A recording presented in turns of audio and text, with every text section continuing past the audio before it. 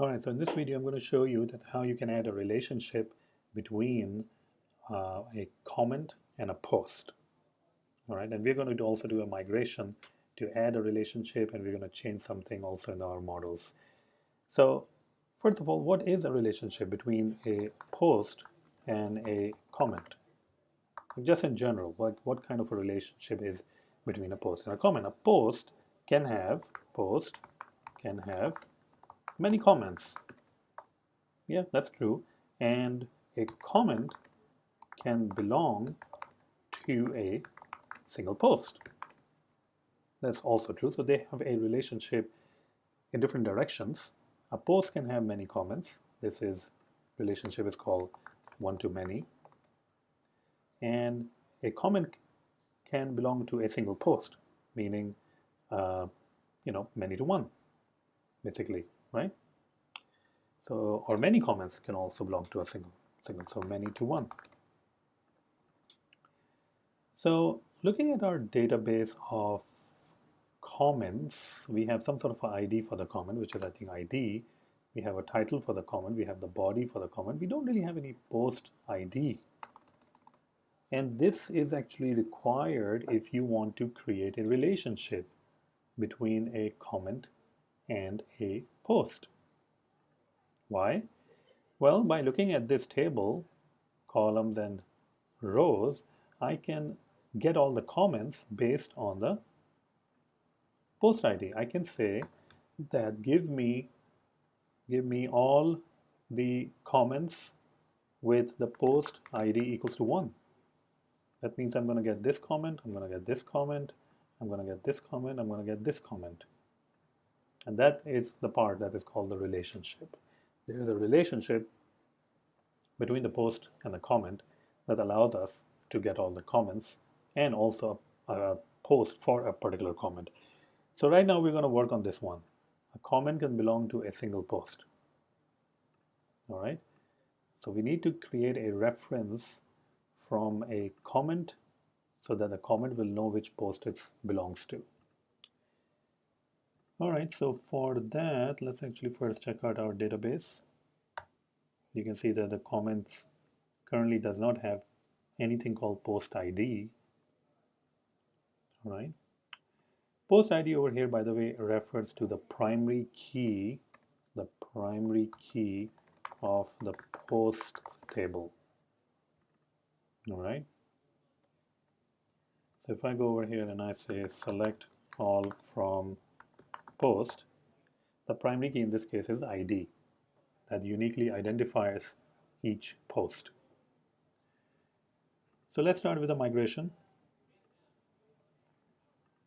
All right, because we want to change the comment to add the post ID. So let's say sequelize migration create. All right, so it added a migration that we did last time also. And let's go ahead and rename that.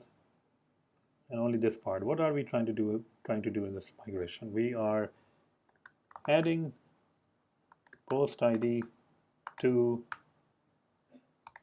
comments. All right, good. So let's do that. Let's go over here. We're going to say return query interface add column because we are adding a new column, and to which table? Well, the name is comments table.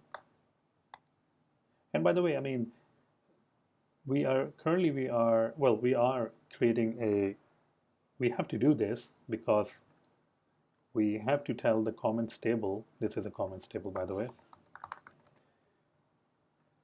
that you have a key for the post ID. Where did it go? Okay. Name of the column we're writing, post ID. All right.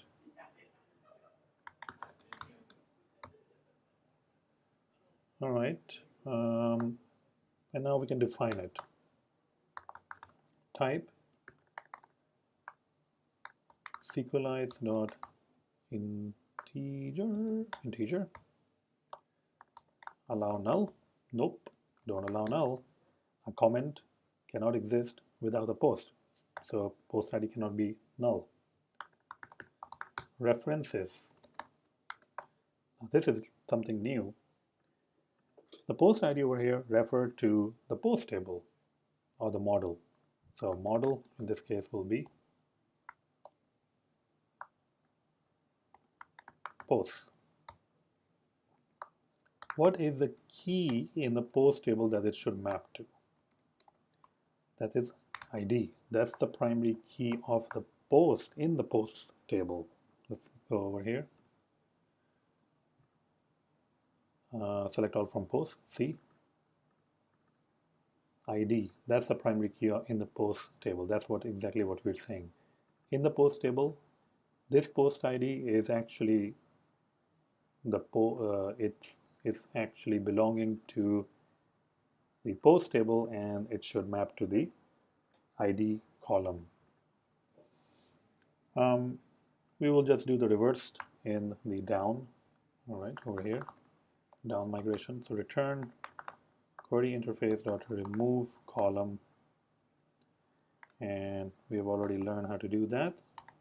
Comments is the table name, and the column that you're going to remove is the post ID. All right, so that looks actually good. Let's go ahead and run our migration. Let's actually go and select all from comments. You can see that there is no post ID right now. We have to run the migration to get the post ID. So let's go ahead and do that. Sequelize db migrate. All right, so it went through the migration. Let's go ahead and select all from comments. And you'll see that it has the username and it has a post. So it actually went through both of them, right? At this point, let me see if I can actually go back one step. Undo. All right, so it's undo, it went back. So now it has username. Let's see if we can go back one more step by saying undo. All right, and now you'll see username is also gone. Now the username is gone, and I don't really care about the username. I'm going to delete this migration, so don't run it. So I'm going to just delete that particular file.